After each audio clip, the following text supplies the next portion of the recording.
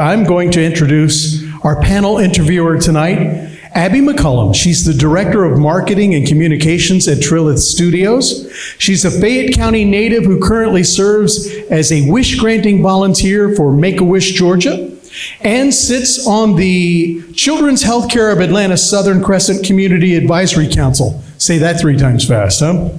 She and her husband, Matthew, who's here tonight, live in Sonoya with their young son, Logan, and five rescue dogs. That's a lot of dog walking through the week, so she made some time from the dogs to be here tonight, and we're so glad that she is. Ladies and gentlemen, on the very end, Abby McCullum. Thank you so much. It's an honor to be here tonight, and thank you, Bren, for asking me to do this. Tonight, we've got some really incredible stories. Now, Haas, it's your turn. I think you have a little different background to share with us. Yeah, I'm Haas Deleon. I have a little different background than them. I was a law enforcement officer for 25 years in Southern California. I'm pretty sure some of you have seen OPD Live. Okay, I worked for Fontana Police Department. That's been on OPD Live a lot. So I was there for 20 years. You guys ready for a long story? This holds like a special place in my heart. I am the son of a Vietnam vet. Sorry, I get a little nervous. And somebody who suffered severe PTSD. So growing up, my house was very tumultuous. Eventually, it pushed me and my brothers and sisters out to the streets.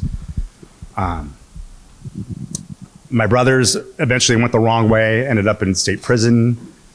My sisters did fairly well in life, still continue to do fairly well. I went to sports and hanging out with my friends. I was very fortunate to get a scholarship to play football.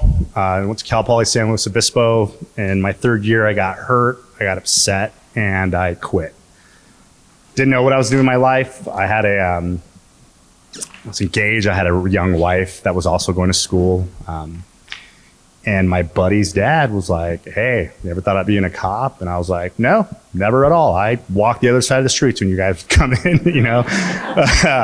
Like, you guys just come to sword towards my house, like, I have no idea. And so he put me on a ride along. I love this story because I always say, I think he picked the craziest guy he could find and put me in the car with the guy. The guy gets in a high-speed pursuit. I'm like holding on, and I'm a young 20-year-old kid.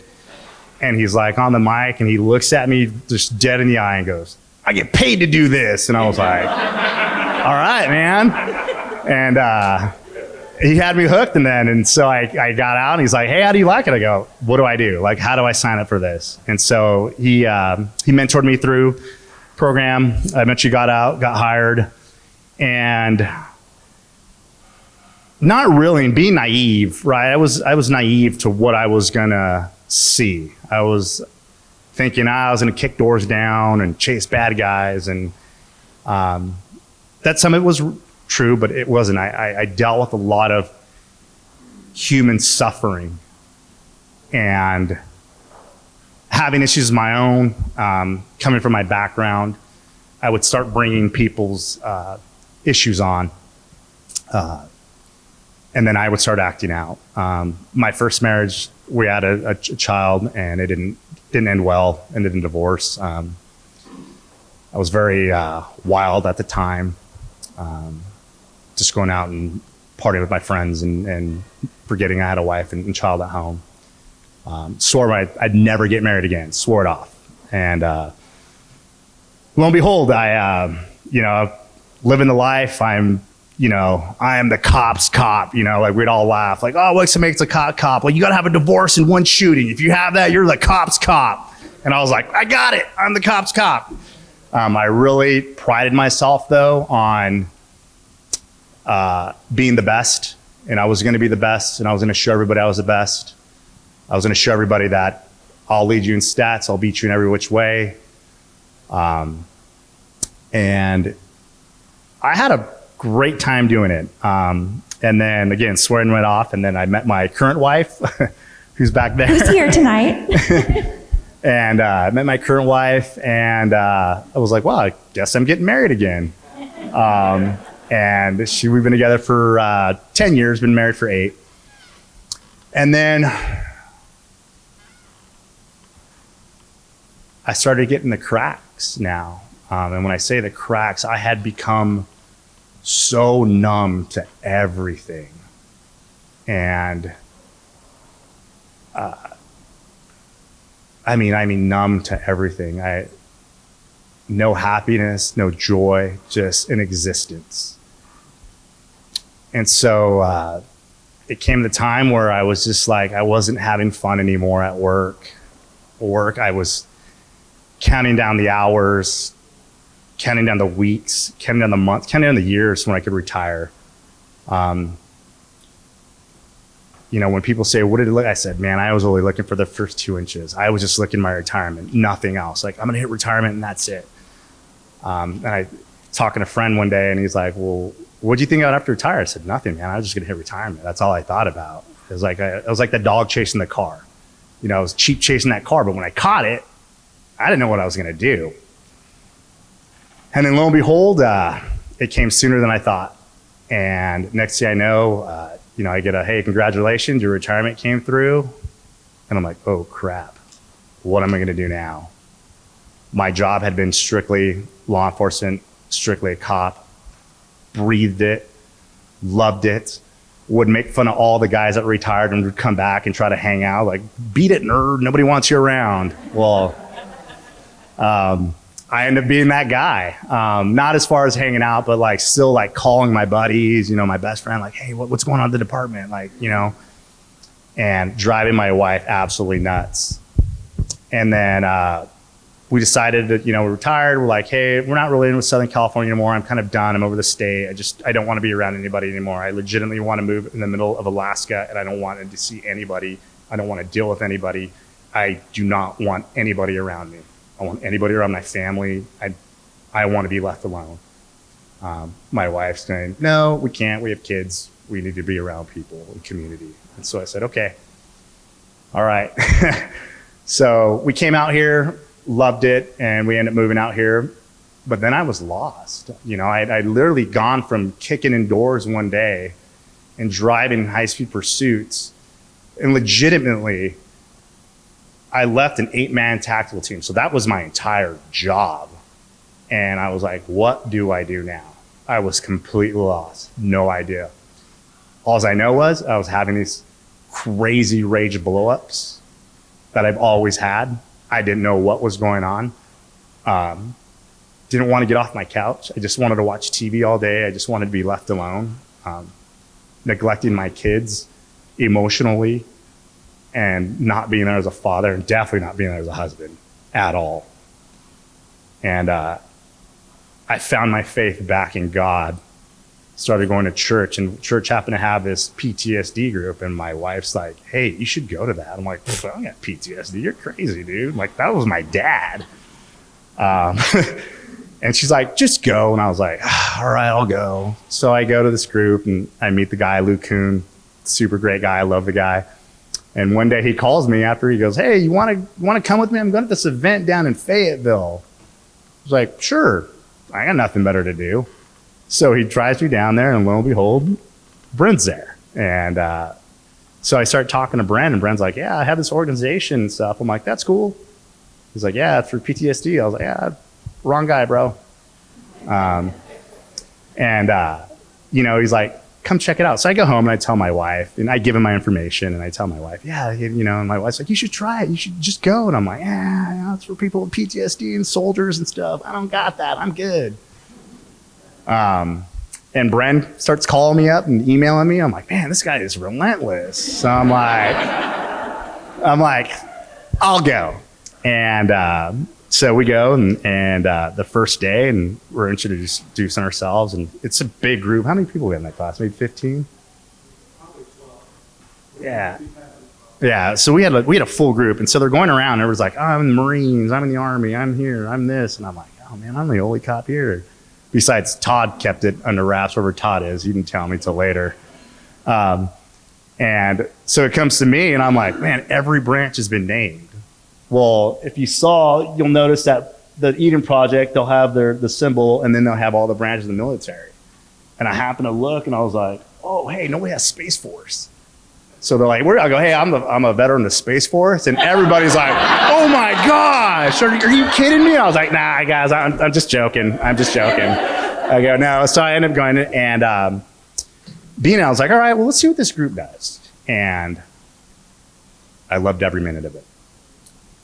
Again, I always saw that 2 inches in front of my face the entire time. And towards the end, we do this walk. It's like, where do you see yourself in 6 months? Where do you see yourself in like 1 year? Where do you see yourself in 5 years? I didn't even see myself in 2 weeks, let alone 1 year. I was trying to stay above water, man, and I was sinking. And I tell everybody, it's like, man, I felt like Atlas just carrying the weight of my world, and then bricks, just keep adding bricks, and I'm just like walking through mud, and I'm just on my knees, and I go, and then like, I got my wife, and I'm like, babe, you need to take this. Like, here, take this. I'm giving her my bricks. And before you know it, she's like in the mud with me. And then I have my kids, and I'm like, you need to take it now. You need it. I was passing it to them. And I was like, man, this is killing me. And, when I got there, I was like, I didn't know my worth. I thought my worth was tied up in my job, but it wasn't. It was tied up in my family. It was me being a husband, me being a dad. And I didn't know that until I came to Eden Project, is when I finally was like, this is what I'm supposed to do. I'm supposed to be a husband first. I'm supposed to be a father. And we went over that, man, and I'm literally sitting there, I'm like, 6 months, man, I just hope I'm alive, And then I'm like, 5 years, like, I hope I'm still married. Because the way I was going, my marriage was ending. I'll tell you guys right now, my marriage was on the downward spiral. And, in 20 years, I'm like, I hope my kids even talk to me. And having, there's a lot of negative talk towards myself, and having Dr. Laney, speaking with him, and just him speaking truth to me, like, hey, you're not that person. You're a great guy. You're a great father. You're a great dad. You got to remember those things. And I was like, yeah, but it also led me to get help professionally after I got out of the Eden Project, and go to counseling and realize, like, hey, I'm more than a cop. I was more than that. I'm a great husband, a great father. And I honestly think without this, Brent, I would have been lost. Thank you. How incredible. Haas, one closing question for you, and this is probably going to be hard to answer too. If you were to tell another first responder or another veteran who didn't know about the Eden Project, what would you say to them? Oh man, this one hits kind of hard because end of July, a young kid I've known since he was 16 years old. I worked with his mother, became a cop, was my cadet when I was a gang detective, committed suicide at the end of July. And I would talk to him. I would talk to him monthly, and we'd meme each other all the time. And I would literally tell him, if I could talk to him today, I would say, hey, buddy, there's groups out there, there's organizations that are there to help you. Just reach out to one. If there's one, if you lived here, I would definitely put in contact with Eden Project and just be like, look, buddy, you are way more worth than what you think. Your life is way more valuable than you think. Like, you are loved, and